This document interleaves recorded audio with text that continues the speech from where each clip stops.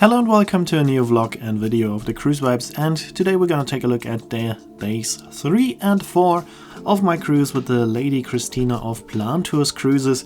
And here on the map you can see our route today. We're waking up in Strasbourg in France, and in the afternoon we are continuing on back to Frankfurt where this cruise will end. So as I said, we are waking up in Strasbourg. We are docked at the port of Strasbourg at the Rue de la Minoterie. There are also 3 other possibilities to dock. There's the Port Fluvial, which is the cruise port of CroisiEurope, so mostly only the ships of CroisiEurope are docked there.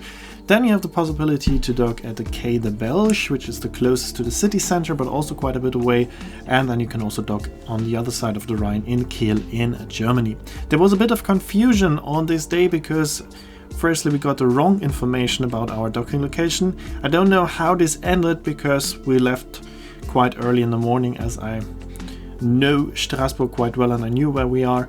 Here we can see the way how to get from the Rue de la Minoterie to the tram. You go to the right from the port, follow the street to the end, then go to the left until you reach a roundabout, and you're going under these train tracks, and then you will reach the tram stop Port Durand, where you can take the line D straight into the city center. It takes about 15 minutes to get to this tram stop. Also from the other 3 docking locations of Strasbourg you can take the tram to go to the city center, and when you take the line D you can go to Langstrasse Grande Rue, which is right at the heart of the city. But we were continuing on to the main station of Strasbourg because our plan of today was to go to Sèlestat, which is a city a bit south of Strasbourg. I've already seen Strasbourg quite a few times, so I wanted to see something new. Took a train on a nice railway line close to the Vosges mountains, and then we reached this beautiful little city of Sèlestat, much smaller than Strasbourg. Not spectacular enough to have excursions to go there, but still worth a visit, and you can do that quite easily by train. And in the next video we will also take a closer look at the train ride to Sèlestat. Here we can see a bit of the city center. A few impressions from Sèlestat. It's a quite beautiful city with a few shops, a few cafes, and a lot of half-timbered houses. Just a typical city in the Alsace in France. So rather quiet city, not too crowded, as it is not as touristy as Colmar or Strasbourg, but in my opinion still a beautiful city. So if you have been to Strasbourg multiple times and you're not sure what you can do there, it's also an idea to go to one of these cities around Strasbourg by train. Train is not too cheap, but still is okay, and it's worth seeing something new, a city that you probably will not visit with any river cruise excursion. So it's a quite interesting idea.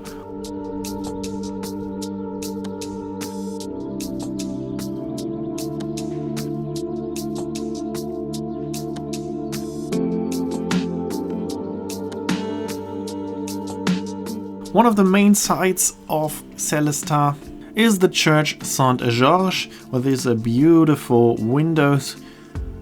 Very, very beautiful, worth a visit, so make sure to go into that church to see those windows. Right next to it is another church, the church Sainte-Foy de Sèlestat. Also a beautiful building, not as spectacular from the inside, but we will still take a closer look at that. Here you can see the blossoms, as it was spring already during this cruise.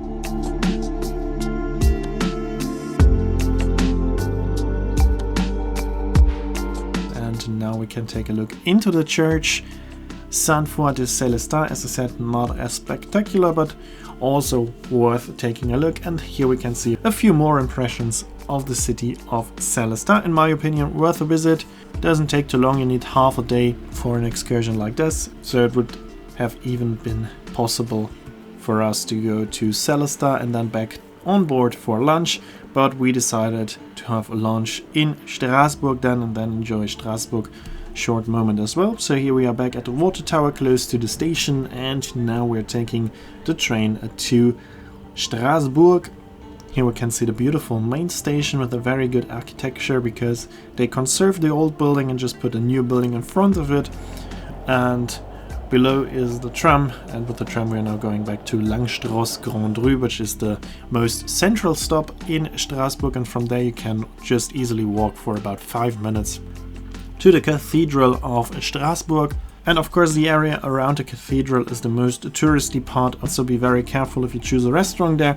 There are of course a few tourist traps, so make sure to check the menu and the prices and some ratings online before going into a restaurant. My secret tip is Chez Christian. Chez Christian is a very touristy place. If you go inside, you have a small shop where all the tourists are buying some souvenirs, but most people don't know that you can go up the stairs, and then on the first floor there's a proper cafe restaurant with fair prices and very good quality, and you will almost see no tourists there because nobody knows that you can get there. So this is my secret tip for you. And then we spend a bit more time in the city center of Strasbourg before taking the tram back to the Porte du Rhin station, and from there walking about 15 minutes back to Our Lady Cristina, as in the afternoon we were leaving Strasbourg again, and that was also why we didn't choose to have lunch on board, because then there wouldn't have been enough time to go back to the city center.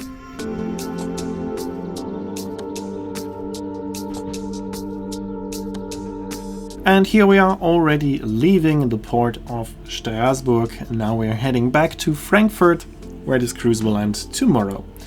We are sailing past our sister ship, the Excellence Baroness, also a former Our Waterways ship, now operating for a different company with Swiss guests, and I've already booked a cruise on that ship as well, so if everything is going to plan, I will be able to show this beautiful ship to you as well in the near future.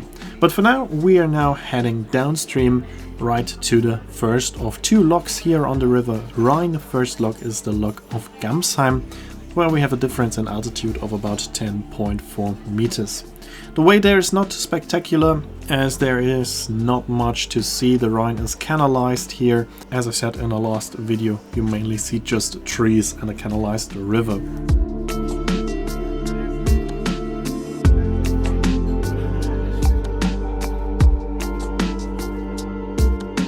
Here we are in the lock, going down for about 10.4 meters. As I said, as always, going through locks is very spectacular, and I love to watch this very interesting procedure.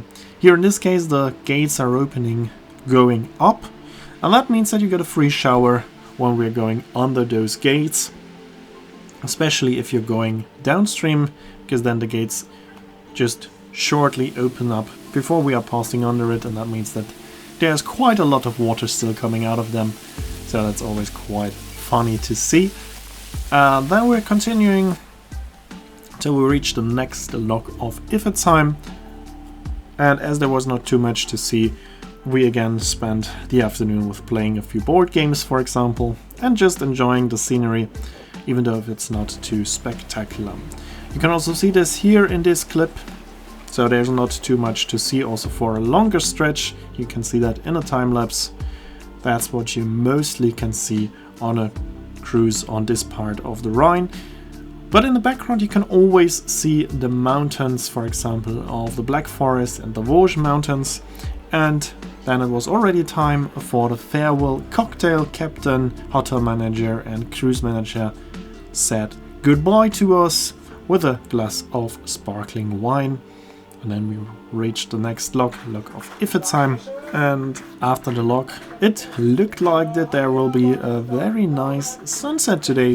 Of course, sunset is always a bit more beautiful on a river, as you have the reflection in the water.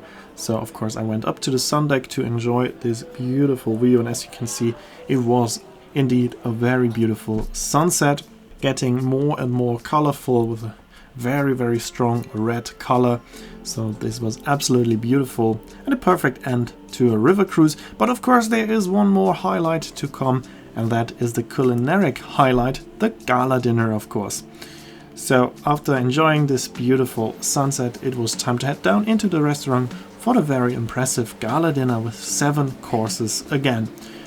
Quite a classic menu with a shrimps cocktail, a mushroom cappuccino, a risotto as an intermediate course, and a sorbet in between. The main course was not the standard. Usually you get a beef fillet for main course, but here we got a very tender and very tasty duck breast as a main course, followed by also a not typical dessert, chocolate mousse instead of the typical baked Alaska, which I do not like at all because it is too sweet for me, so I really enjoyed that dessert here. And here we can see an oncoming ship, a river cruise ship of Croisière Europe, smaller ship.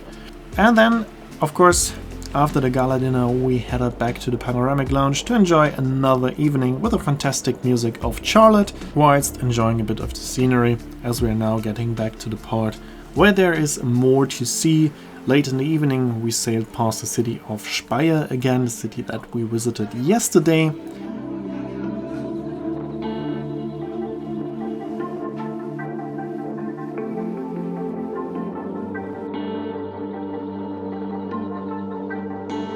Of course, here we can also see some of the cruise ships docked in Speyer for the night. You can also see the cathedral slightly in the background. And as we are now going downstream, we are going much faster, so here we can already see the power plant of Mannheim. Also quite spectacular sight in the night. With all those lights, you see this huge power plant. And a few minutes later we were also sailing past the city of Mannheim itself, and also of course the city of Ludwigshafen, which is just on the opposite bank of the Rhine.